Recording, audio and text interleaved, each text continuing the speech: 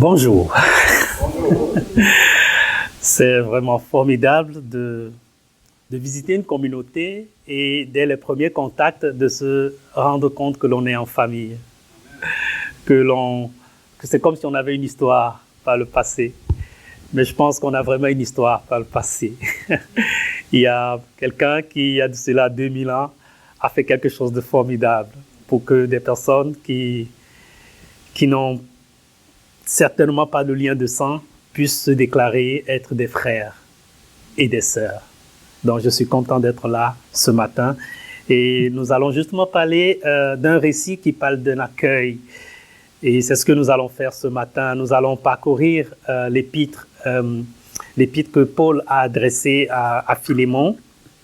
Et ma prière, c'est que le Seigneur puisse utiliser ce texte pour apporter quelque chose de particulier, quelque chose de différent dans notre vie.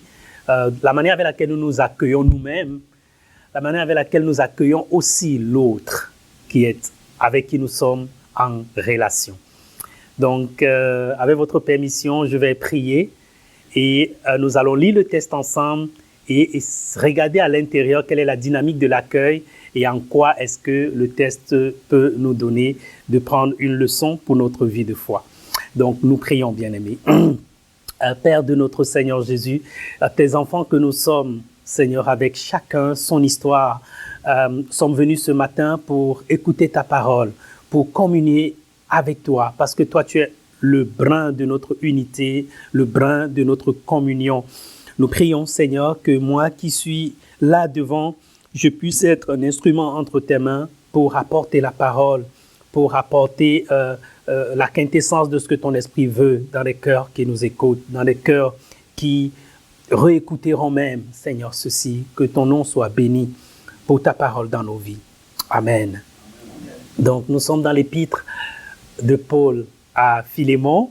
Je vais lire tous les 25 versets pour nous. Paul, prisonnier de Jésus-Christ, et le frère Timothée à Philémon, notre bien-aimé et compagnon d'œuvre. À la sœur Aphia, à Archippe, notre compagnon de combat, et à l'église qui est dans ta maison, que la grâce et la paix vous soient données de la part de Dieu notre Père et du Seigneur Jésus. Je rends continuellement grâce à mon Dieu, faisant mention de toi dans mes prières, parce que je suis informé de la foi que tu as au Seigneur Jésus et de ta charité pour tous les saints. Je lui demande que ta participation à la foi soit efficace pour la cause de Christ, en faisant reconnaître en nous toute espèce de bien. J'ai, en effet, éprouvé beaucoup de joie et de consolation au sujet de ta charité, car par toi, frère, le cœur des saints a été tranquillisé. C'est pourquoi, bien que j'ai en Christ toute liberté de te prescrire ce qui est convenable, c'est de préférence au nom de la charité que je t'adresse une prière, étant ce que je suis, Paul, vieillard et de plus maintenant prisonnier de Jésus-Christ. Je te prie pour mon enfant que j'ai engendré étant dans les chaînes, Onésime, qui autrefois t'a été inutile, mais qui maintenant est utile et à toi et à moi. Je te le renvoie, lui, mes propres entrailles. J'aurais désiré le retenir auprès de moi pour qu'il me servît à ta place pendant que je suis dans les chaînes pour l'Évangile. Toutefois, je n'ai rien voulu faire sans ton avis, afin que ton bienfait ne soit pas comme forcé, mais qu'il soit volontaire. Peut-être a-t-il été séparé pour toi pour un temps, afin que tu le retrouves pour l'éternité. Non plus comme un esclave, mais comme supérieur à un esclave, comme un frère bien-aimé, de moi particulièrement, et de toi à plus forte raison, soit dans la chair, soit dans le Seigneur. Si donc tu me tiens pour ton ami, reçois-le comme moi-même. Et s'il t'a fait quelque tort, ou s'il te doit quelque chose, mets-le sur mon compte. Moi, Paul, je l'écris de ma propre main. Je payerai pour ne pas te dire que tu te dois toi-même à moi. Oui, frère, que j'obtienne de toi cet avantage dans le Seigneur tranquillise mon cœur en Christ. C'est en comptant sur ton obéissance que je t'écris, sachant que tu feras même au-delà de ce que je dis. En même temps, prépare-moi un logement, car j'espère vous être rendu grâce à vos prières. Épaphras, mon compagnon de captivité en Jésus-Christ, te salue, ainsi que Marc, Aristarque, Démas, Luc, mes compagnons d'œuvre. Que la grâce de notre Seigneur Jésus soit avec votre esprit. J'aurais dû faire dérouler sur mon PowerPoint la lecture, mais je sais que chacun d'entre nous avait le test. Donc, le plan, il est là, le plan que nous allons parcourir. Et après le plan, il y avait le test qui suivait également. Donc, on peut avancer pour aller un peu plus en avant. Donc, ce matin, comme je disais, je suis arrivé ici et j'ai parlé avec les premières personnes et je me suis senti en accueil. Donc, nous allons certainement parler de l'accueil, comme je l'ai dit, d'entrée de jeu. Donc, nous allons parler de ce que le test dit, nous allons parler de la dynamique des personnages, de 3 personnages en particulier, et nous allons à la fin certainement trouver quelques éléments d'application pour notre vie. Mais ce que je voudrais déjà dire, c'est que dans notre vie de tous les jours, nous sommes dans une dynamique accueil-accueillant. Soit tu es dans la position de celui qui accueille, soit tu es dans la position de celui qui sera accueilli. Et d'une manière ou d'une autre, on joue ces rôles-là tout au long de notre journée et même dans notre vie. Et la vie chrétienne est une vie qui tourne beaucoup autour de l'accueil. Parce qu'il y a toujours quelqu'un qui doit comme accueillir l'autre. Et il y a quelqu'un qui, après avoir été accueilli, devrait aussi accueillir quelqu'un. Et on est dans cette dynamique-là de manière constante. Mais ce qu'on sait, c'est que quand tu es bien accueilli quelque part, tu développes un sentiment d'appartenance. Tu as comme envie de rester, tu te dis, c'est ma maison, c'est mes gens, je vais rester avec eux. Et quand tu es mal accueilli, automatiquement, il se développe aussi en toi un sentiment d'inconfort. Parce que tu ne te sens pas en sécurité pour rester avec ces personnes. Donc, généralement, quand une personne n'est pas prête à accueillir quelqu'un, mais la personne développera tous les moyens possibles pour se créer un mur pour ne pas être accessible par la personne qui n'a pas envie d'accueillir. Par contre, si une personne se met dans la disposition d'accueillir quelqu'un, au lieu de créer comme une sorte de mur autour de lui, mais il va créer plutôt un contexte favorable pour que la personne qui doit être accueillie soit bien accueillie. Donc, pour mieux accueillir une personne, il faut se trouver généralement dans sa peau. Faire un exercice d'entrer comme dans sa peau pour voir ce qu'il ressent, pour essayer de lui apporter ce dont il a besoin pour être comme épanoui. Et ce qu'on veut dire, c'est que l'accueil, c'est un peu comme la porte d'entrée de l'hospitalité, en général.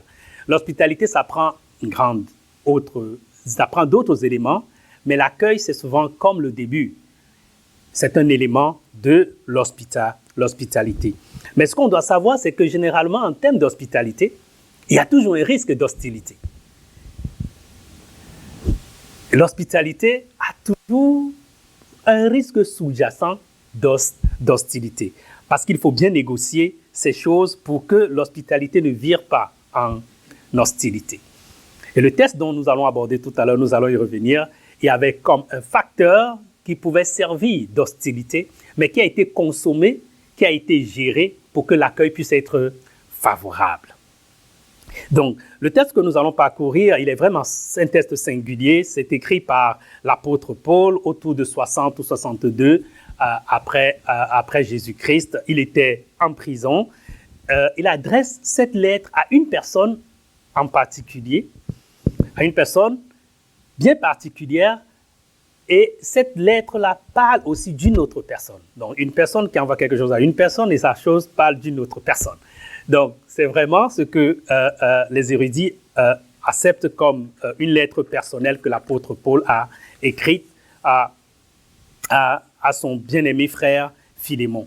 Donc, nous allons regarder, comme je nous ai dit tout à l'heure, l'articulation de ce test. Mais d'entrée de jeu, faisons comme un zoom sur les 3 personnages. Paul, d'une part, Philémon et Onésime. Nous allons voir comment est-ce qu'eux, ils ont été transformés, chacun à sa manière, et par la suite, nous verrons en quoi est-ce que cette transformation-là induit un élément pour favoriser l'accueil dans leur vie, l'accueil d'eux-mêmes et l'accueil des autres. Donc, parlons rapidement de Paul. Il est connu dans les Saintes Écritures sous le nom de Paul, sous le nom de Saul, et après Paul. Et quand je regarde souvent ce nom, je dis, mais tout ce qu'il a fait, c'est qu'il a enlevé le S et il a mis le P. J'ai trouvé que son changement a été très simple, lui. Il a tout simplement enlevé le S et il a mis le P. Mais non, quand on regarde au texte, ça prend bien plus que ça pour changer. Il était quelqu'un qu'on peut considérer comme un pharisien. Pharisien, dans Philippiens 3, 4 à 5, il est écrit « Moi, circoncis le 8e jour de la race d'Israël, de la tribu de Benjamin, hébreu, né d'hébreu, quant à la loi, pharisien, quant aux zèles persécuteurs de l'Église, irréprochable à l'égard de la justice. » Ça, c'est une des choses qui est dite de Paul. Une autre chose qui est dite dans les livres des Actes, on a quelques éléments que je vais parcourir rapidement. Je ne vais pas lire tous les textes, mais Acte 8, au premier verset, il est dit « Saul approuvait l'exécution d'Étienne. » Et vers la fin, au verset 3, il dit « Quant à Saul, il cherchait à détruire l'Église, il pénétrait dans les maisons, en arrachait hommes et femmes et les faisait jeter en prison. » Chapitre 12, versets 1 à 2, il est décrit « Quant à Saul, il respirait toujours la menace et le meurtre contre les disciples du Seigneur et se rendit chez le grand prêtre. Il lui demanda des lettres pour la synagogue de Damas afin de pouvoir arrêter et amener à Jérusalem les partisans de cet enseignement qu'il trouverait hommes et femmes. » Donc, on voit quelqu'un d'assez religieux et déterminé à servir son Dieu sous l'angle de la loi qu'il avait. Donc, c'est quelqu'un, s'il fallait lui donner une note dans son zèle, il avait une assez bonne note. Donc, quand on avance un peu dans Acte 9, ben on était là tout à l'heure, quand on lit du verset 3 au verset 5, il est dit « Comme il était en chemin et qu'il approchait de Damas, tout à coup, une lumière qui venait du ciel resplendit autour de lui. Il tomba sur terre et entendit une voix lui dire « Saul, Saul, pourquoi me persécutes-tu » Il répondit « Qui es-tu, Seigneur ?» Et le Seigneur lui dit « Moi, je suis Jésus, celui que tu persécutes. » Saul entre en dialogue avec le Seigneur parce qu'il décide d'aller plus loin dans son élément de persécution ou bien son zèle pour le service de Yahvé. Il prend des lettres pour aller à Damas, pour aller arracher encore des chrétiens dans leur maison, pour les mettre en prison. Et sur le chemin, il rencontre le Seigneur. Et le Seigneur lui dit, pourquoi me persécutes-tu? Dans ce dialogue-là, le Seigneur prépare déjà un moyen pour que Paul change de statut pour entrer dans la famille chrétienne. Et il va se préparer un moyen pour lui, pour qu'il se sente bien accueilli dans cette dynamique-là. Et on va le lire un peu plus loin, à partir de Acte 9, verset 17. Dieu va parler à Ananias pour lui dire, tu vas aller voir quelqu'un dans cette maison et tu vas lui imposer les mains. Mais Ananias sait très bien que Saul, c'est un persécuteur de l'Église. Donc, aller vers lui, ça c'est un risque. Aller vers lui, c'est un risque. Et il dit au Seigneur, honnêtement là, moi je ne vais pas. Et le Seigneur lui dit, non, calme-toi. Moi j'ai préparé toutes les conditions parce que cet homme que tu vois, il sera un grand serviteur entre mes mains. Je paraphrase. Voici ce que Ananias dit dans Acte 9, verset 17. Le texte dit, Ananias partit. Une fois entré dans la maison, il posa les mains sur Saul en disant, Saul, mon frère. Vous imaginez? Il n'avait jamais eu une relation particulière avec lui par le passé, mais à cause de la transformation qui a commencé avec le Seigneur et de l'assurance que le Seigneur a donnée dans la vision à Ananias, il peut rencontrer Saul, le persécuteur d'il y a de cela quelques heures, et il l'appelle frère. Parce que Dieu il a préparé le contexte pour que Saul soit accueilli en frères. Il y a là une action divine qui prend place. Et Dieu va rassurer que Saul sera certainement quelqu'un qui va aller annoncer la parole aux extrémités, aux Juifs, comme aux non-Juifs, mais surtout qu'il souffrira pour lui. Et d'ailleurs, il écrit cette lettre étant en détention. Donc, tout s'accomplit certainement dans la vie de Saul. Donc, il écrit donc cette lettre étant en détention parce que lui, il n'avait pas, dans sa manière de vivre au quotidien, n'était pas quelqu'un qu'on pouvait dire qu'il était comme qualifié pour avoir une relation avec le Seigneur, le Seigneur Jésus ressuscité. Mais quelque chose a pris place, la vision, le travail dans la vie d'Ananias, qu'il accepte. Parce qu'en dehors de ce que Dieu a fait sur le plan spirituel, l'accueil qu'Ananias a eu à l'égard de Saul l'a rassuré. Et il est entré dans une dynamique formidable. Donc, ici, il était en détention. Au moment où il écrit la lettre, et il écrit la lettre à Philémon. Philémon, lui, il est considéré comme un citoyen de rang élevé dans l'église de Colosse. Il était le responsable de la communauté, il était un homme riche, il était propriétaire d'esclaves. Il a été converti par Paul lors d'un de ses voyages à Éphèse. Arrivé à Éphèse, ce qu'on sait de la ville d'Éphèse en ce temps-là, c'est une ville qui était vouée à l'idolâtrie. Donc, je me permets de dire que la vie publique de Philémon était quand même entachée de quelques irrégularités dans la relation avec Dieu. Mais Paul a eu à lui parler du Seigneur Jésus et il est parvenu à la foi. Rentré chez lui, il avait une église dans sa maison. Il se réunissait fréquemment. Il avait des esclaves et un des esclaves appelé Onésime va fuir. Il va partir, soit après avoir volé des choses chez lui, il est parti. En partant, si tu as un esclave, c'est qu'il te rapporte quelque chose. Donc, quand il passe, c'est comme une pète que tu as eue. OK?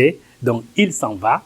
Mais Philémon, lui, c'est quelqu'un qui avait un zèle pour le Seigneur. Il travaillait et il était un bon collaborateur de Paul. Donc, ils étaient en bonne relation. Mais Onésime partira et créera une sorte de vide. Mais ce qu'on doit noter, c'est que Philémon, lui, dans sa relation, et d'ailleurs même son nom est particulier, on l'appelle bien-aimé, ami de nous. Donc, par son nom d'abord, il laisse croire que c'est une personne qui, je ne sais pas, peut-être il est né comme ça, mais avec la relation avec le Seigneur, son nom était un peu plus pratique. Il était véritablement quelqu'un de bien-aimé, quelqu'un qui aimait la communauté des frères et qui était un moteur de la communion. Parlons rapidement d'Onésime. Lui, c'est l'esclave fugitif, c'est celui qui a fait le tort, qui est parti. Son nom, sous certaines versions, on peut l'appeler avantageux, utile, mais dans sa condition, au moment où il part de la maison, au moment où il part, il devient quelqu'un d'inutile. Peut-être il était déjà, de par son rendement, dans sa relation. Il était peut-être déjà quelqu'un peut-être d'inutile dans sa relation, dans la maison de Philémon. Mais ce qu'on doit noter là-dedans, c'est que Onésime s'en va, il va rencontrer Paul en prison et quelque chose va se passer dans sa vie. Il fuyait son maître, il va en prison, il s'en va soit à Rome, soit à Éphèse. Les érudits se mélangent sur le lieu où Paul était en prison, exactement. Mais ce qui est, c'est que Paul était en détention, même s'il avait accès aux visites, où les gens pouvaient, c'est pas certainement pas la même chose aujourd'hui, mais il avait une très grande visite, une possibilité d'avoir des visites.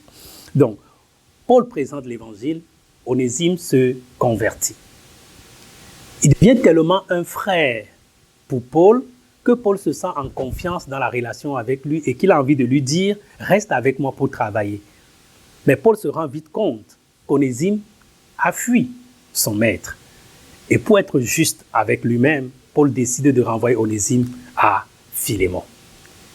Et c'est là le clou de notre situation. Parce que Paul, lui-même, il a été accueilli par le Seigneur, il a une bonne relation. Philémon, malgré sa vie, a été accueilli dans la famille chrétienne, il a une relation avec Dieu. Onésime fuyait, est allé à rencontrer Paul qui a travaillé dans la prédication de l'évangile dans sa vie et lui aussi, il a été accueilli dans la famille. Ils sont tous donc des personnes maintenant de la même famille chrétienne. Mais il y a un passé qui fait qu'on demande à à Onésime de rentrer pour remettre comme une lettre à Philémon pour son accueil. Paul fait donc une sorte de prière ou une demande à Philémon. Paul demande à Philémon d'accueillir Onésime comme un frère. Et on se souvient qu'Ananias a aussi fait la même chose avec Paul, n'est-ce pas? Quand il a vu Paul, il a appelé Saul mon frère. Paul demande à Philémon de faire comme la même chose à Onésime. Onésime se souvient Philémon doit se souvenir de l'histoire de Paul aussi. Et dans la situation, il envoie Onésime aller rencontrer Philémon. Il dit à Philémon, accueille-le comme un frère. J'ai l'impression que des choses peuvent se sentir dans la tête de l'autre, mais toi aussi tu avais été accueilli comme un malfaiteur et tu es devenu frère. Celui-ci, c'est quelqu'un qui m'a fait du tort et je dois aussi l'accueillir comme frère. Drôle d'exercice dans la foi chrétienne. Mais Paul y va doucement et il donne les éléments qui construisent, sa prière, sa demande. Donc, il fait un effacement de lui-même. Au verset 8 et 9, Paul se présente comme prisonnier de Jésus-Christ et il se dit même vieillard, et il est vieillard, c'est sûr, rendu à cet âge, et il demande, il n'utilise pas son chapeau d'apôtre, mais il fait une demande fraternelle à son frère Philémon. Au verset 10 et 11, Paul appelle Onésime. Il fait une sorte de valorisation de la personne d'Onésime. On sait qu'il a déjà fui, il est venu, il était considéré comme inutile, il est devenu comme utile à cause de l'accueil qu'il a eu dans la foi. Et Paul décrit Onésime comme quelqu'un qui est maintenant utile dans sa vie de foi. Il le valorise, il lui donne comme des qualités pour qu'on soit capable de l'intégrer dans la famille chrétienne. Il lui donne des valeurs, il lui donne des manières d'être, et on peut dire comme si Onésime était déjà prêt pour accomplir des bonnes œuvres. Mais Paul parle aussi comme une sorte de providence de Dieu dans la vie d'Onésime. Il dit, peut-être est-il parti de chez toi pour te revenir comme un frère, comme quelqu'un de bien, comme quelqu'un que tu auras pour l'éternité. Mais la providence de Dieu, comme je le disais, Onésime est parti, il a rencontré Paul en prison et il a été converti à l'évangile par la grâce de Dieu et Onésime ne revient pas comme esclave, mais bien plus qu'un esclave, comme un frère. Pour donner encore plus de poids à ce qu'il dit, Paul fait comme une sorte de substitution entre lui et Onésime dans la demande qu'il fait à son frère. Paul ne trouve pas de mal à s'identifier à Onésime. Il se substitue à ce dernier avec la belle illustration de la doctrine de substitution que nous avons dans le Seigneur. C'est-à-dire, nous sommes des personnes fautives, mais le Seigneur Jésus prend notre place pour que nous soyons en relation avec Dieu. Donc, Paul fait une sorte de substitution pour que Philémon comprenne que la demande qu'il fait n'est pas seulement une demande simple, c'est une demande qui prend racine dans la communion avec Dieu, dans la communion avec le Seigneur Jésus. Et ça, il faudrait que Philémon le comprenne. Et j'ai pris quelques petits morceaux dans les versets qui suivent. Il dit, « S'il t'a fait quelque tort, mets-le sur mon compte. Je te rembourserai. » C'est de cette manière que toi et moi avons accès dans la famille de Dieu. Nous sommes accueillis en Christ pour être en relation avec lui à cause de l'œuvre de substitution que Christ a faite. Par la fin, évidemment, Paul fait quelques insistances fraternelles pour que sa lettre soit, pour qu'Onésime puisse bien le comprendre. Donc, dans la demande de Paul, la relation que les deux ont avec Christ était au centre et le moteur de la démarche. Chacun, en ce qui le concerne, a été accueilli dans la famille de Dieu et se doit d'être une continuité de cet accueil ou un canal pouvant faciliter l'accueil d'une autre personne dans la famille de Dieu tout en travaillant à la réconciliation là où le besoin se pose dans la société. Je veux qu'on se comprenne. Ils ont tous été des personnes qui ont été accueillies malgré leur passé dans la relation. Eux-mêmes doivent être des facteurs, des personnes qui favorisent l'accueil pour que d'autres personnes puissent être intégrées dans la vie de foi. Donc, C'est ce qui prend place dans ce test-là. Et l'apôtre Paul fait une sorte de... Il fait une gymnastique dans l'écriture que je trouve assez intéressante.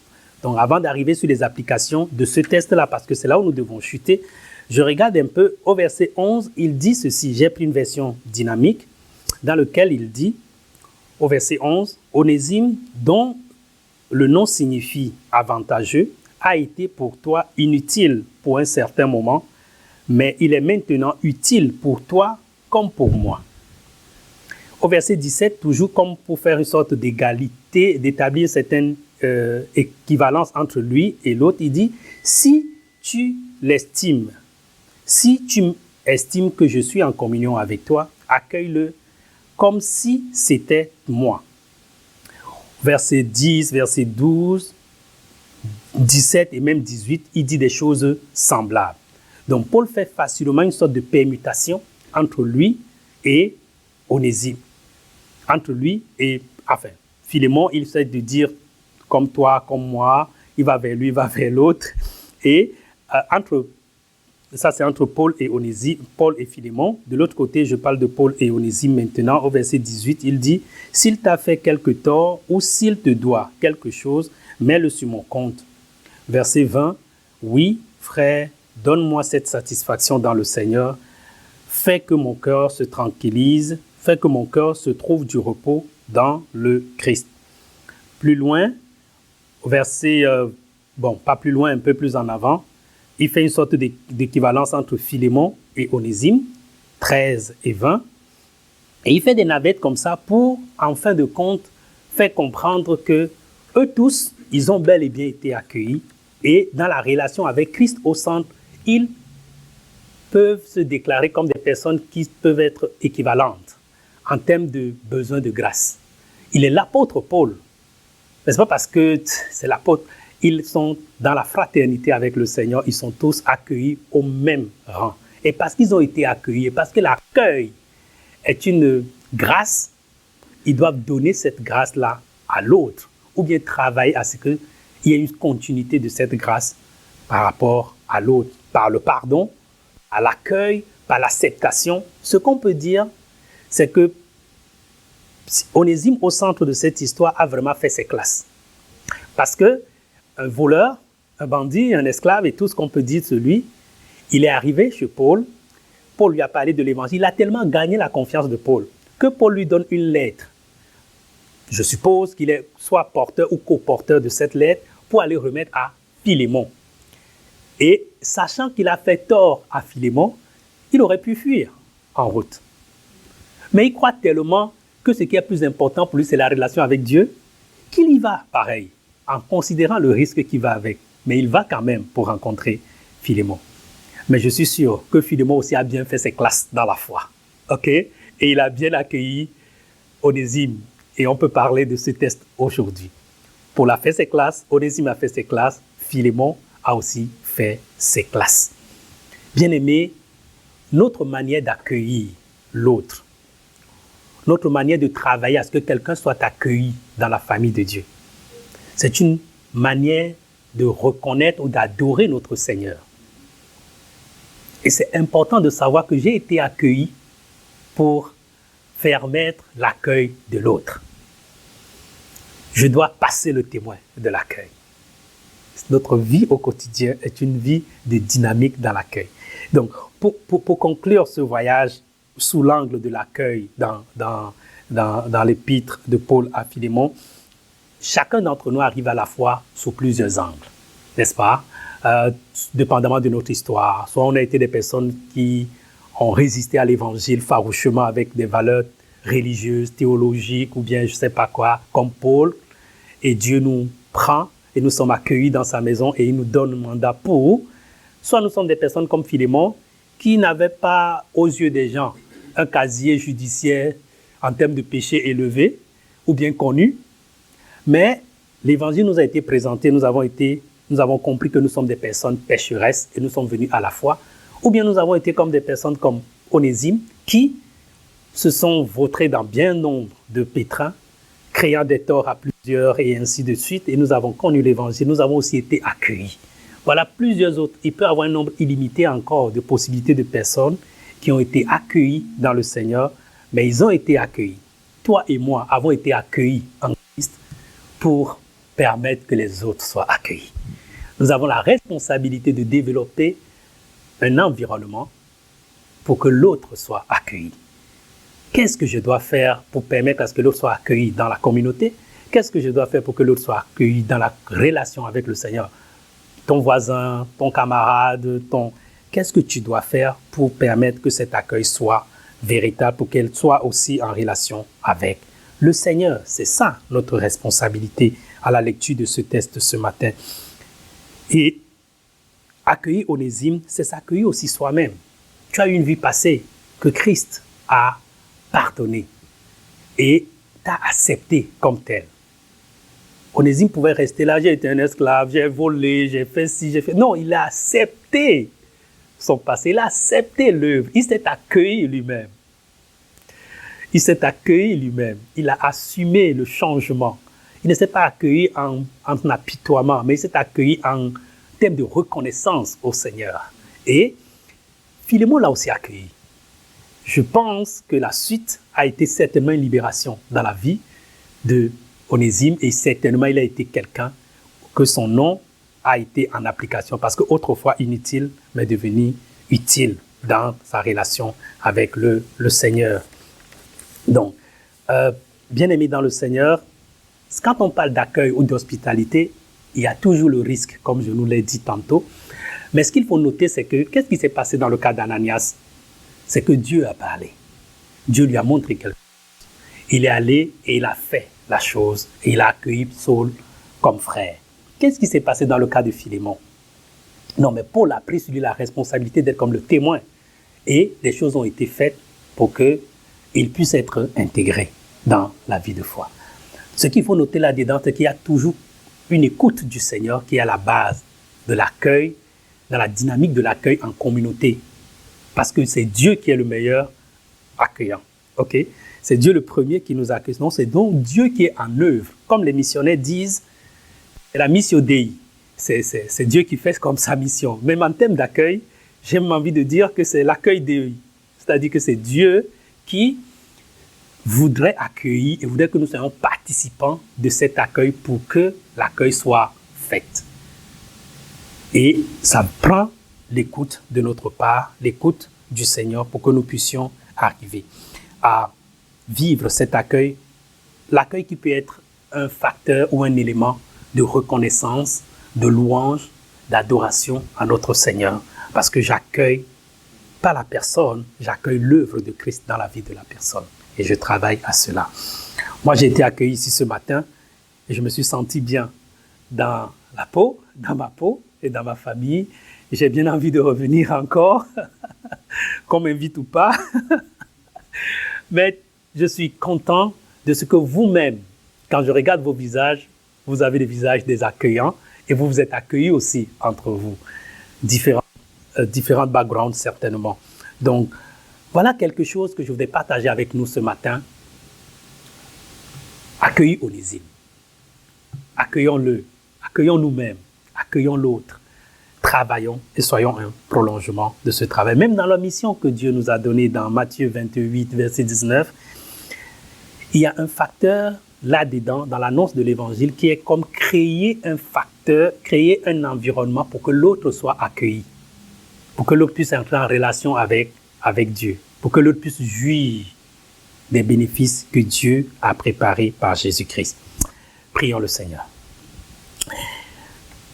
Nous te sommes reconnaissants, Seigneur, pour ce voyage avec cette thématique dans le livre de Philémon, où nous explorions l'accueil et voudrions, Seigneur, mieux comprendre l'accueil que tu as fait de nous, notre vie de pécheur par le passé, mais accueillis en toi.